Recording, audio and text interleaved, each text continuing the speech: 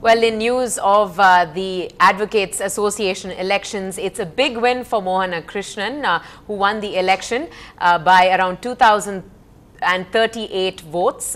Murali was voted Vice President, on the other hand, with around 1,636 votes, leading about 544 votes. And Paul Kanagaraj comes in third, a surprising turnout here with only 1,248 votes. Elephant Rajendran 142 votes only. And our principal correspondent Peer Mohammed now joins us live on the phone line. Now, Peer, do tell us, the results are out. Was this entirely expected that on one hand Mohana Krishna would win and on the other Paul Kanagaraj would trail in third? Natasha, this is very clear that the advocates have also voted for change. They wanted a change of guard for the Madras High Court Advocates Association. Mohana Krishnan is a known face in the Madras High Court Advocates Association, and he was the secretary of the Madras High Court Advocates Association, and he had differences of opinion with the then President Paul Kanagaraj, and he had his own support group. And now that people have silently voted for change in the Madras High Court Advocates Association, Mohana Krishnan has got 2,038 votes, which is almost the double the votes which Paul Kanagaraj has got. And Paul Kanagaraj has congratulated Mohana Krishnan on this victory. It's definitely a landslide victory for Mohana Krishnan, and he is known for ethics in legal profession, and definitely Elephant Rajendran has come third in these elections, and definitely Elephant Rajendran, though he is popular, he is not very popular as a candidate for this post of President of Madras High Court Advocates Association. Now Murali, who is another known face in the advocate circle, has been elected as the Vice President with 1,636 votes. This is a separate election for Vice President, and the President's vote, Paul Kanagaraj has come second next to Mohana Krishnan, and the Vice President election, Mr. Murali is elected as Vice President. All right, Pete, thanks so much for joining us and giving us the latest on that victory. Really a clear victory by Mohana Krishna there in, of course, the Advocate Association elections that happened today. The vote count is out and he won by 2,038 votes exactly.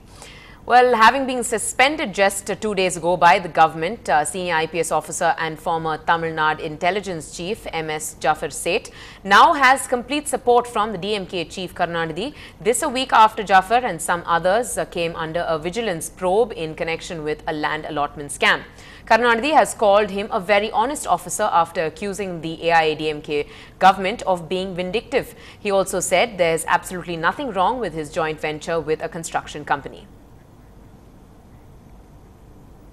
Well, on to some national news now. Activists of India against corruption burning copies of government's Lokpal draft.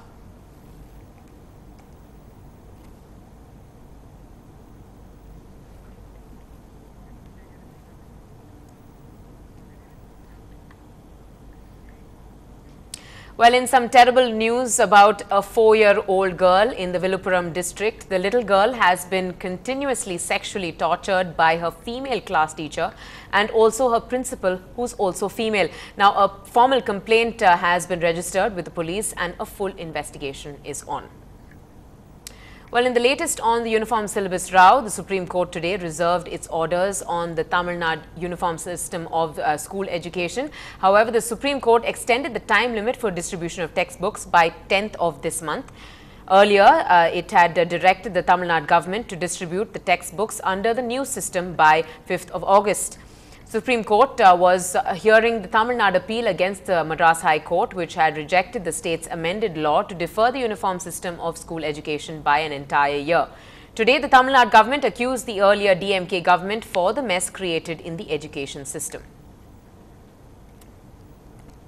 And Jayalalitha's offensive against the DMK continues as 4 DMK leaders have been arrested in Erode on land grab charges.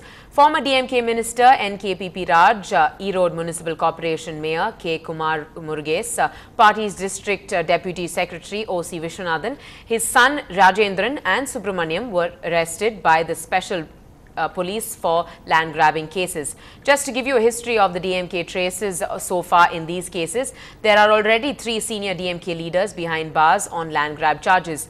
DMK Chief Karunanidhi has called this political vendetta. Jayalalitha, however, said all the arrests are based on genuine complaints only.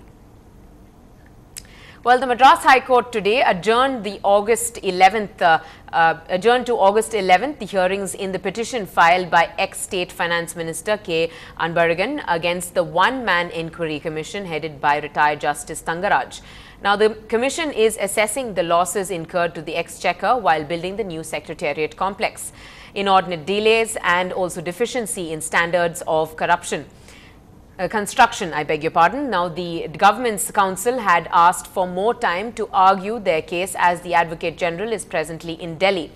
Now, the 2-judge bench headed by Justice Murugesan and K.K. Sasidharan also commented on the counter affidavit filed by the government yesterday, terming it unnecessary and unsatisfactory, as it does not answer any of the charges stated by the petitioner, Mr. Anbaragan.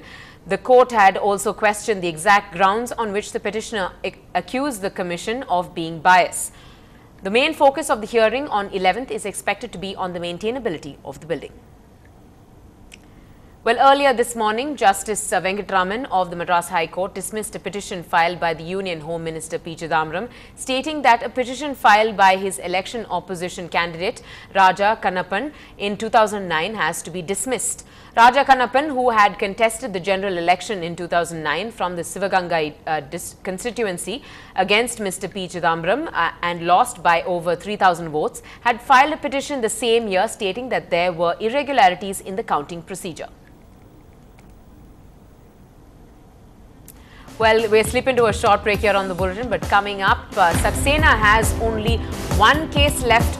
He's been let on bail on all the others.